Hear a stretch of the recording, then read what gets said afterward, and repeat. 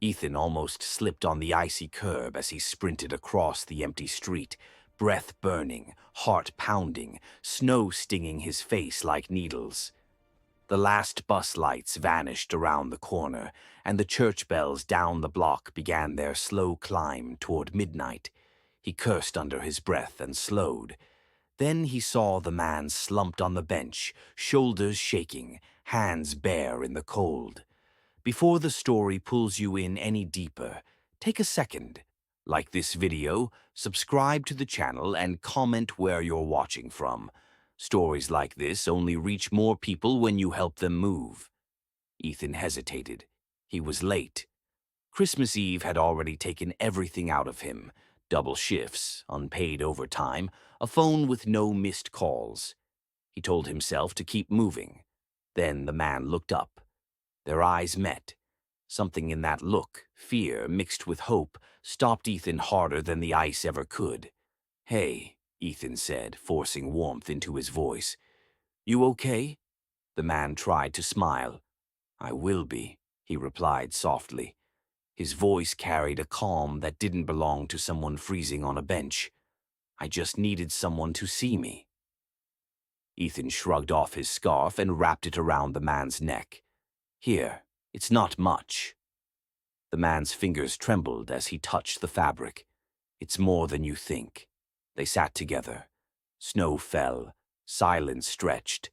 Then the man asked, "If tonight were your last night on Earth, would you be proud of the life you lived?" Ethan laughed without humor. "That's a heavy question for a stranger." The bells began to ring. Midnight. The sound cut off mid-chime. Snow froze in the air. A car skidded to a stop and stayed there, tires hovering inches above the road. Lights flickered and held. The city stopped breathing. Ethan stood, panic surging. "What? What's happening?" The man rose calmly, brushing snow from his coat. "Time," he said, "has paused." Ethan's voice cracked. "That's impossible." "So is kindness," the man replied, meeting his eyes. "Yet, you chose it anyway." The world shimmered. Suddenly, Ethan wasn't on the street anymore. He was watching scenes unfold around him, moments from his past he barely remembered. A younger Ethan holding a door for a woman in a hospital. She rushed through, tears streaming. The scene shifted. She was hugging a child later that night, whispering thanks to a doctor who arrived just in time. Another flash. Ethan buying coffee for a coworker who looked exhausted. The coworker, years later, mentoring a lost teenager, saying, "Someone once showed up for me. I'm just passing it on." "Why are you showing me this?" Ethan whispered. "Because you think your life is small," the man said gently. "Because you believe nothing you do matters." The visions grew faster, heavier.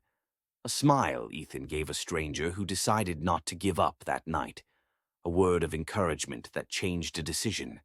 A choice to help instead of hurry. Tears streamed down Ethan's face. "I didn't know," he sobbed. "I never knew any of this." "No one does," the man said. "That's the test." The world faded back to the frozen street.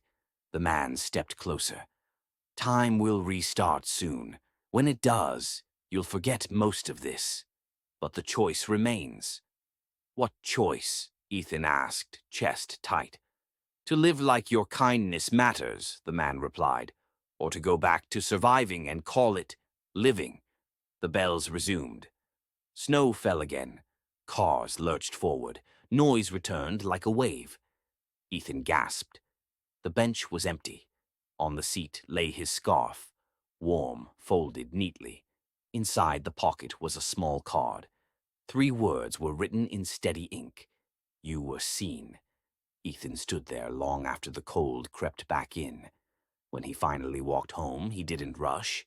He looked people in the eyes. He smiled. He listened. That Christmas morning, he knocked on a neighbor's door he'd never spoken to before. Later, he volunteered at the shelter he used to pass by. Weeks turned into months. His life didn't become perfect, but it became purposeful. Years later, on another Christmas Eve, Ethan spotted a young man hurrying through the snow, late, tired, ready to ignore the world. Ethan called out, "Hey!" And time didn't stop, but something else did. If this story moved you even a little, like the video, subscribe for more powerful stories and comment what kindness means to you. You never know. Your moment might be the one that changes everything.